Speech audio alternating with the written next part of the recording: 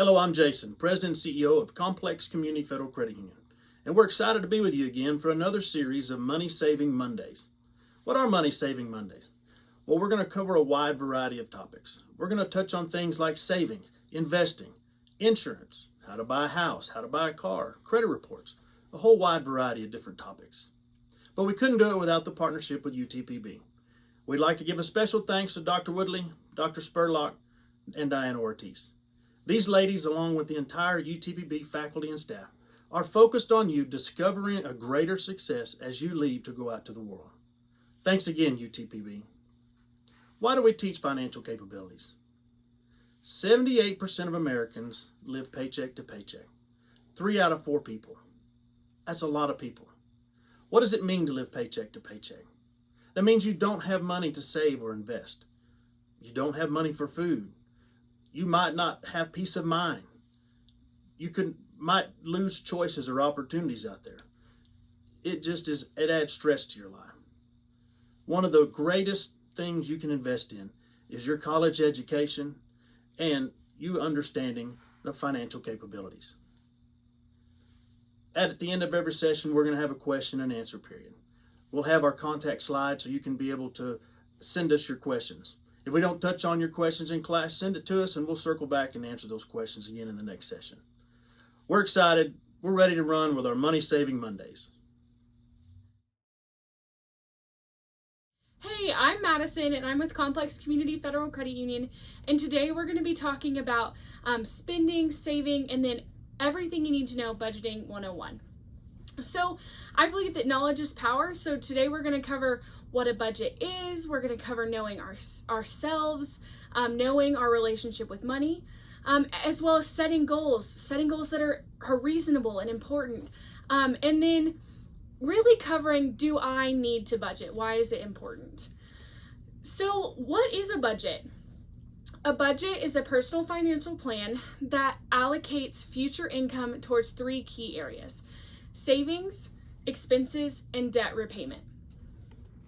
So the very most important thing when you're starting to set a budget is to really know yourself, know what your habits are, understand what your personal relationship with money is. So what describes you? 3 kind of general ideas you might fall into categories are the person who scrimps and saves, you know where every penny goes, very frugal with money. And then another group of people might be someone who's afraid of making a mistake. They're a perfectionist, so it's just better for them to not budget at all. It's what they think. They stay away from it because they have a fear of failure. And then there's the group of people who they spend money as fast as they get it. It burns a hole in their pocket. They can't hold on to it for very long at all. So really know who you are and your relationship with money. One of the best ways to know that and to find out what your relationship with money is to write down every dime you spend for a couple weeks. Count everything. Every time you go to the vending machine, to Starbucks, every meal, every piece of clothing, write it all down. That way you have a clear understanding of where your money is being spent so that you can start to decide what is a want versus what is a need. So needs versus wants are concepts that make or break every budget. So your needs are those indispensable things: food, water, shelter, clothing, those things you can't live without. And then wants is everything else, all of the fluff in life. So we use a technique to help decide between if something is a need and a want. And we call that the Moscow technique because it becomes must have, should have, could have, and won't have. So your needs are your must-haves and your should-haves, your wants are your could-haves and your won't-haves. And then they can be separated into high priority and low priority. So think about if your job is to be a waiter or a waitress. You, in order to do your job effectively, must have a pair of shoes. You have to have shoes to come to work. That is a must-have. That's a high priority need. But think about how many hours a waitress or a waiter spends on their feet.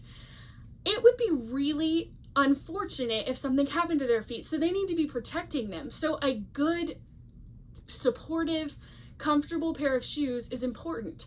So that really should be a should have. Can live without the supportive, but really to do their job effectively should have it.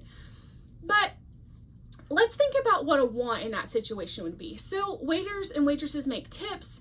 This month, maybe I worked some extra overtime hours, got extra tips. I have a little bit of extra wiggle room in my budget.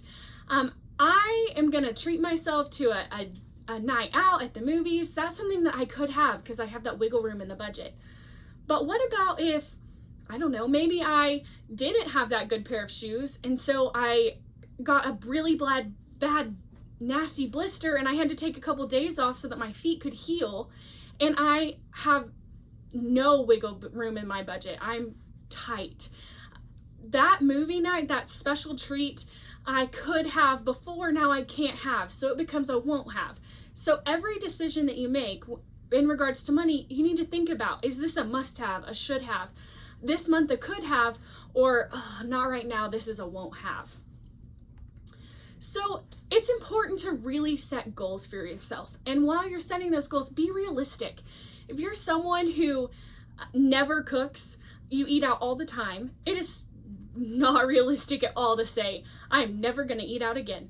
But a goal that's more realistic and in that compromise middle ground is maybe I'm going to eat out 3 less times a week. Start small. Every goal that you set, make it something that you can achieve, and then you can build on it. Have an idea of where you want to go and reasonable steps to get there.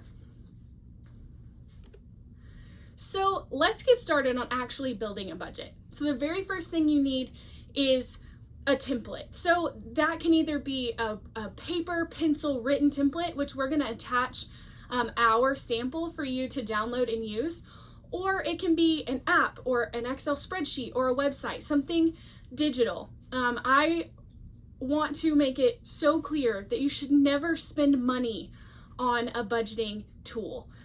There are many free opportunities out there. Find one that works for you that doesn't cost you any money. An app that I recommend is the Every Dollar app by the Dave Ramsey organization. But again, the paper and pencil version is a really good starting place, and you can download ours at the end of the slides.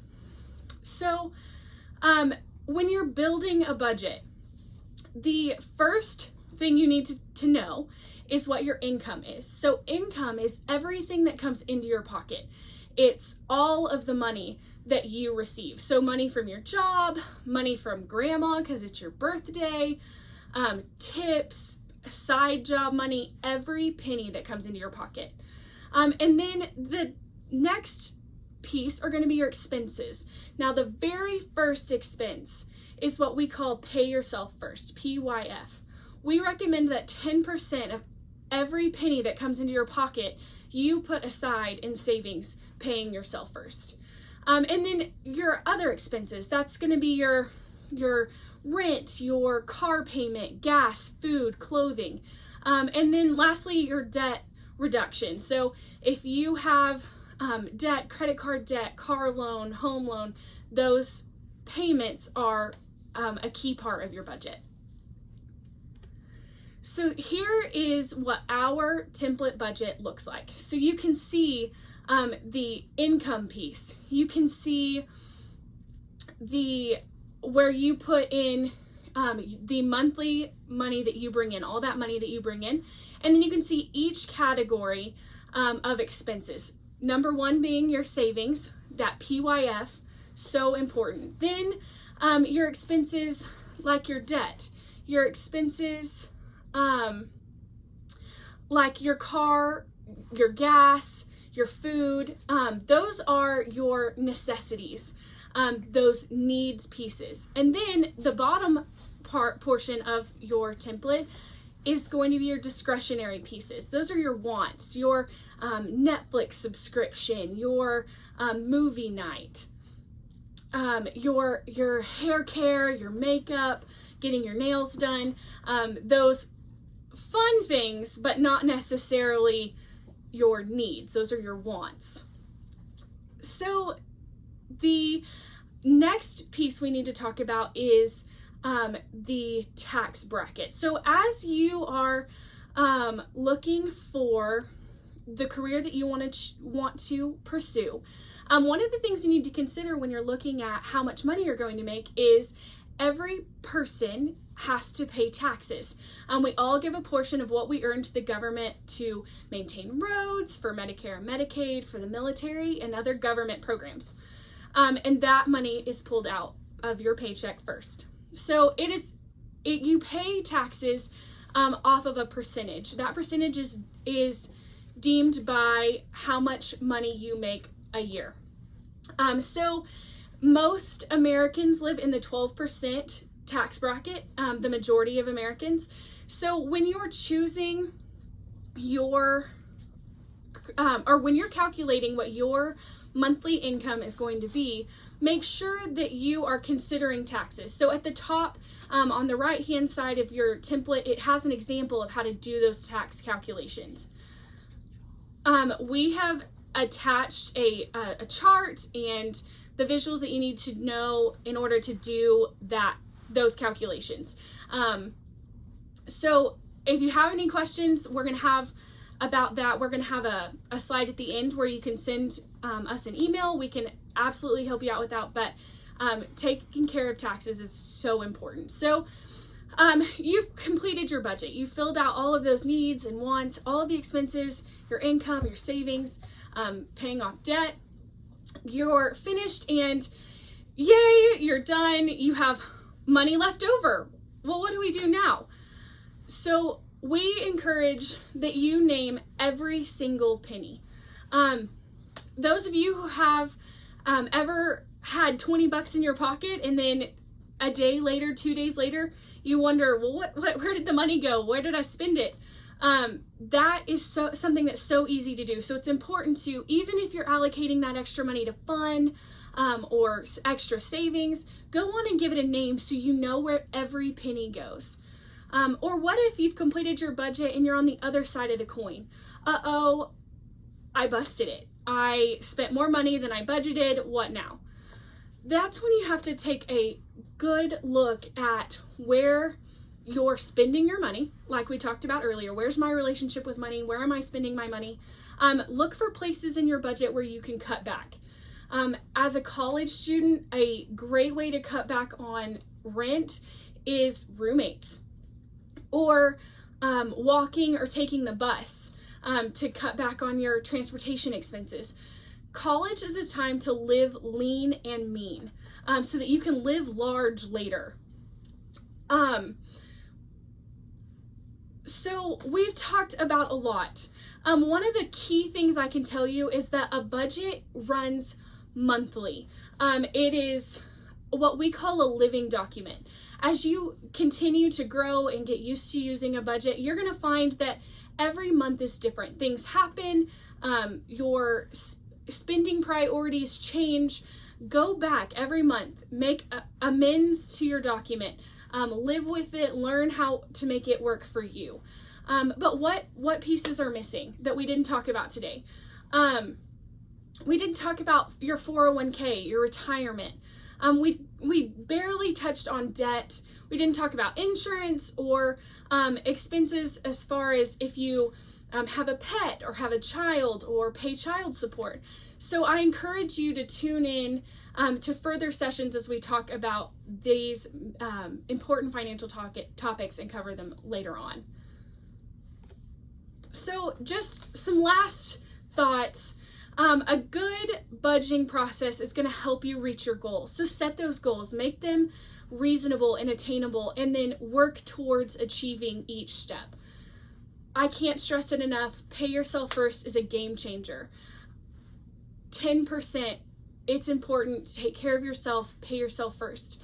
The importance behind budgeting and the reason that we come to teach you these topics is being a financially capable adult, using good budgeting processes, being in the know, understanding these financial capability concepts gives you more opportunity and more choices. We want to have the highest amount of choices that we can have, the greatest amount of opportunities, so that education and knowing how to manage your money is so important.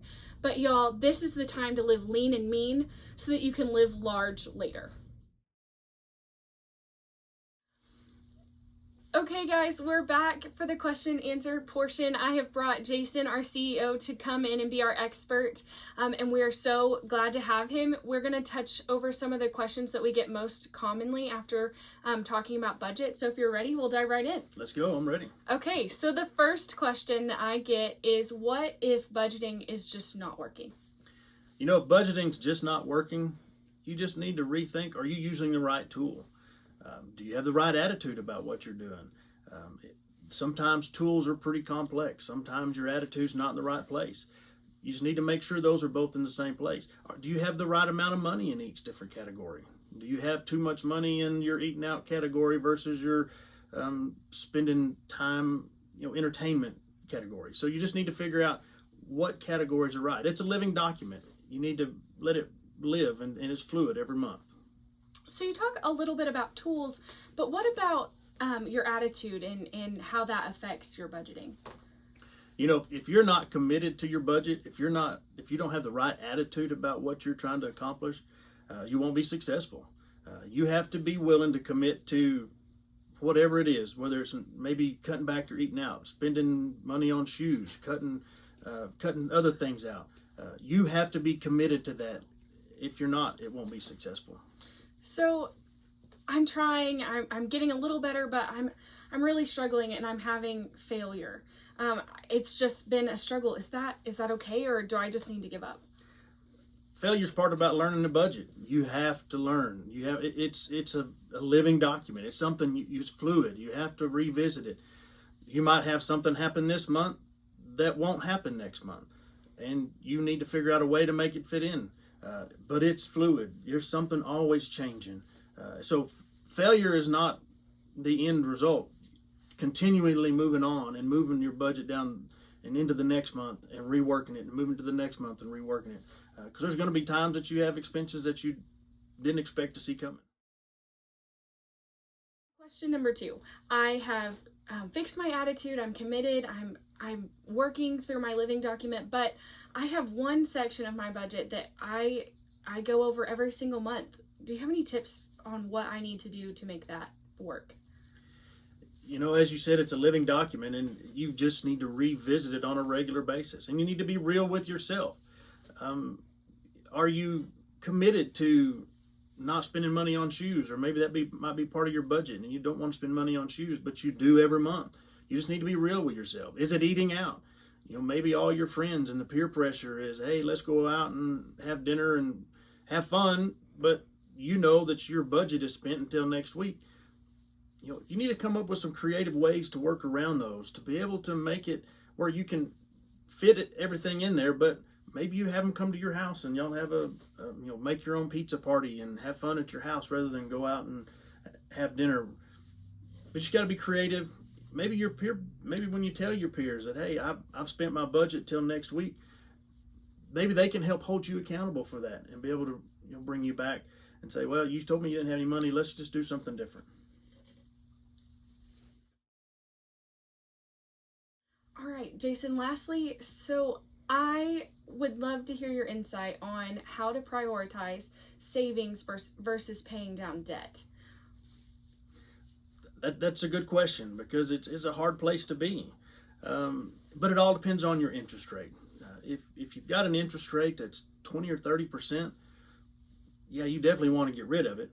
But you would have to proven to yourself that you can save money. You need to have a savings account there. You need to have your emergency fund. So in case something happens, you can handle situations. And you can take that money and put it on that high expensive debt. If you can reduce that debt load and you've proven yourself that you can save money, that's a good position. But if you're not going to stay away from the credit cards, if you're going to charge them back up again, you're doing nothing but spinning your wheels, because at that point you're going to wind up depleting your savings and getting yourself into more debt. So you have to be committed to being able to make sure that you're willing to not charge that card back up again. And once you pay it down, then move that money back into savings and continue saving from that point.